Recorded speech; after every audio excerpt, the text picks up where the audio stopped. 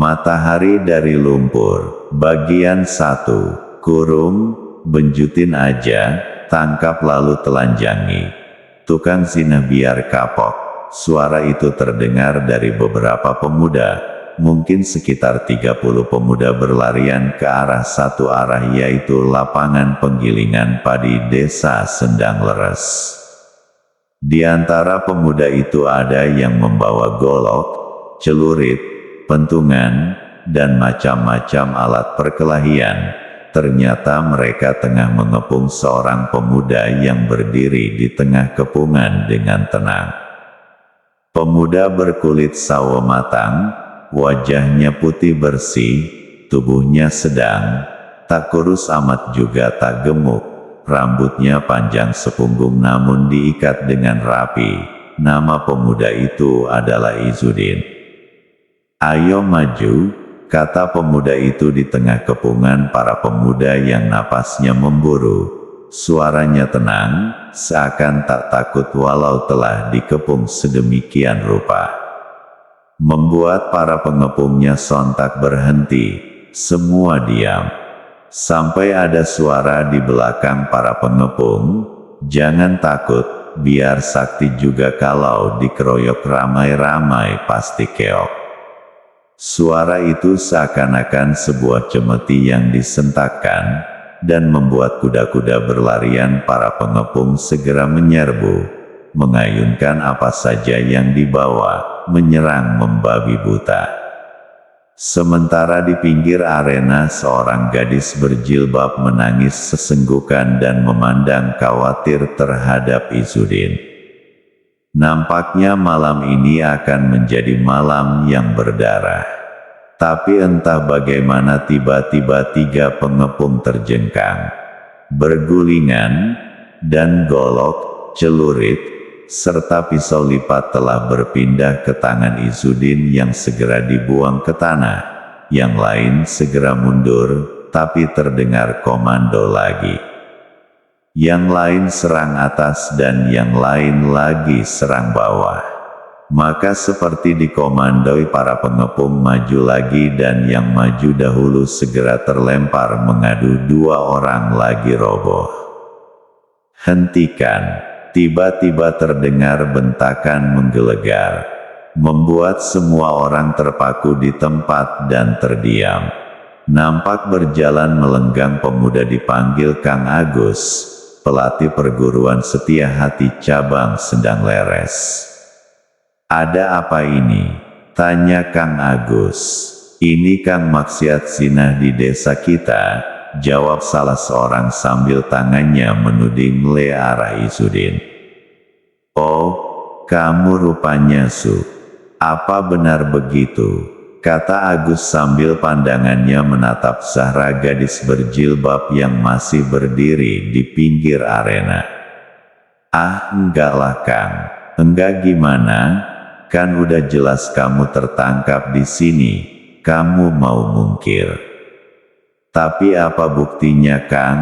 Wong aku di sini cuma ngobrol sama Zahra." "Oh, terangnya kamu ini gak mau ditangkap. Gini aja Kang, aku mau ditangkap kalau Kang Agus mengalahkan aku, tapi kalau Kang Agus kalah biarkan aku dan Zahra pergi dari sini," pancing Izudin, karena hanya itu peluangnya untuk lepas dari situ, dan Agus yang jagoan pencak silat Setia Hati pasti akan merasa panas kalau ditantang, dan pasti dia merasa akan menang. "Oh, kau menantangku. Aku ndak berani Kang, tapi hanya itu jalanku." "Baik, kepegang janjimu," kata Agus mulai memasang kuda-kuda, karena menurutnya hanya dengan beberapa gebrakan akan bisa mengalahkan Izudin. Agus segera menyerang dengan jurus-jurusnya. Pertempuran seru terjadi, saling pukul, saling tangkis, saling tendang, keduanya saling ingin menjatuhkan, namun keduanya berimbang. Sudah sampai 50 jurus, namun tak ada tanda-tanda mana yang lebih unggul, pada jurus ke-70 Agus membentak dan meningkatkan serangannya serta melambari pukulannya dengan tenaga sakti, sehingga Izzuddin pun bertahan sambil mundur karena setiap pukulan Agus yang dielakkannya terasa angin panas menyambar. Izzuddin pun merubah jurusnya, dia memakai ilmu jari ajaib. Sehingga tangannya meliuk-liuk di antara gempuran tangan Agus, jari-jarinya menusuk menjadi ribuan banyaknya, menotok semua bagian tubuh Agus. Tiba-tiba terdengar jerit Agus ketika pinggang dan pundaknya kena sentuh jari Izzuddin, dia terjajar 2 meter ke belakang. Tubuh Agus bagai tersengat listrik, tubuhnya kaku tak bisa digerakkan, tapi dia harus mengakui kekalahannya, maka dia mempersilahkan Izzuddin pergi menggandeng Zahra. Para pengepung segera memberi jalan. Malam makin larut, dan saat itu terpaksa Agus pulang digotong rame-rame karena tubuhnya kaku tak bisa lepas dari totokan. Sementara Izzuddin mengantar Zahra pulang. Kehidupan pemuda di desa-desa memang penuh warna-warni, bentrok antar kampung sering juga terjadi, tak jarang cuma masalah sepele, nyawa melayang. Tak jarang juga ilmu teluh dan santet digunakan, untuk menunjukkan kepengecutan sejati. Mungkin desa-desa di lereng-lereng Gunung Kapur Tuban ini, juga desa-desa yang lain membutuhkan matahari, yang akan menyinari tanpa membedakan, yang akan memberi energi tanpa mesti menyakitkan. Sinarnya yang terik adalah sinar jantan. Sebenarnya benarkah apa yang dituduhkan kepada Izzuddin? Siapakah Izzuddin? Pada tahun 1976, komplek lokalisasi pelacuran dibakar massa, semua pelacur diusir, termasuk Sumi yang hamil tua. Sumi terlunta-lunta tanpa arah tujuan, membawa kandungannya yang membesar. Dia berjalan tanpa arah, mengapa yang berkuasa tak juga mencabut penderitaannya? Atau kenapa tak sejak kecil mencabut nyawanya, saat kedua orang tuanya mati diserang kolera? Sumi menangis di bawah pohon mahoni, terbayang betapa saat umurnya 6 tahun telah ditinggal mati bapak ibunya. Betapa saat itu tak ada sanak saudara. Sumi sendirian, tak ada yang peduli. Jika perutnya lapar, Sumi pun tak tahu harus makan apa. Nasi itu dibuat dari apa, Sumi tak tahu. Kalau lapar, Sumi mencari capung, cecak, kecoa, atau bahkan lumpur, karena rasanya lembut seperti bubur buatan ibunya. Sumi kecil, tubuhnya kurus kering, perutnya membuncit, rambut riap-riapan, tak pernah mandi, sehingga baunya menyerupai bau bangkai. Orang tak akan kuat bila dekat dengan tubuh dekil Sumi, karena baunya seperti katak mati, mungkin karena yang dimakan Sumi sembarangan. Siang itu matahari terik, membakar kepala, kemarau panjang telah mencapai puncaknya. Orang-orang yang pergi ke sawah memilih berteduh di bawah pohon yang tak ada lagi daunnya.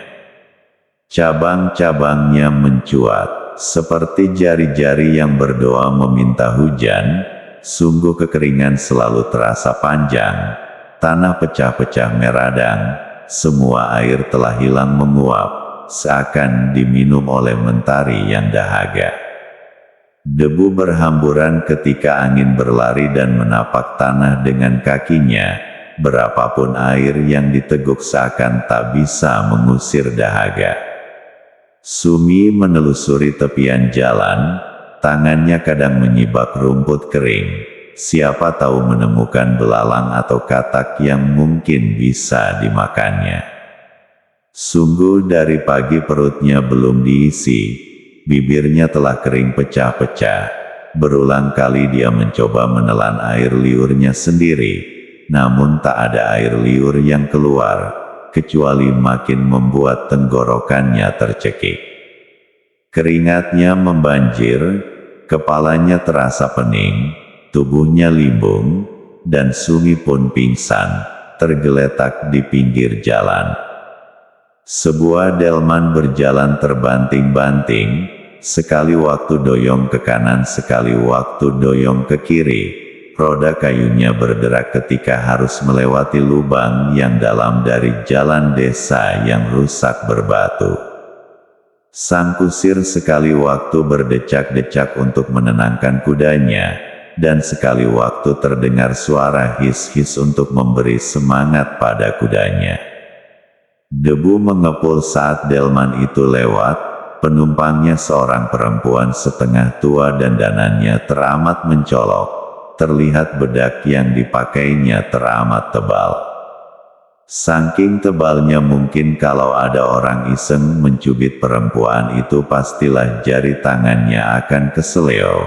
Sebenarnya bedak yang dipakainya untuk menutupi kerutan di wajahnya yang tetap saja tampak. Lipstiknya juga merah menyala seperti orang habis makan saus pedas tapi tidak dibersihkan. Matanya cekung ke dalam, menunjukkan dia sering begadang. Di kepalanya bertengger konde buatan yang teramat besar. Jika tak dilepas, kalau mau tidur, pastilah konde itu bisa dipakai pengganti bantalnya. Pakaian perempuan itu seperti pakaian Jawa, tapi mencolok hijau bercahaya sungguh kalau dipandang riasan yang seperti itu. Keringat yang bercucuran karena panas, sehingga bedaknya bopeng-bopeng dan sanggul yang sudah tidak pada tempatnya karena goncangan delman, sungguh tanpa niat memuja. Ingat dengan ondel-ondel Betawi. "Hei kusir, berhenti," kata perempuan itu sembari menepuk pundak kusir itu dari belakang. "Ada apa Nyi?" tanya kusir seraya menarik kekang kudanya. "Coba kau lihat di sana itu seperti ada tubuh tergeletak." Tangannya menunjuk ke tepi jalan yang dilewati. Kusir segera turun dan menuju tempat yang ditunjuk penumpangnya. Dan dia segera kembali sambil memondong bocah kecil yang tak lain adalah Sumi. Kelihatan kusir memondong bocah itu, sambil memencet hidungnya. "Bau Nyai, apa sudah mati?" "Belum, tapi bau banget, napasnya sih masih ada. Sudah taruh di belakang sini, biar tak terlalu bau, kasihan. Mungkin kelaparan dan kehausan." Mereka pun melanjutkan perjalanan. Sang Kiai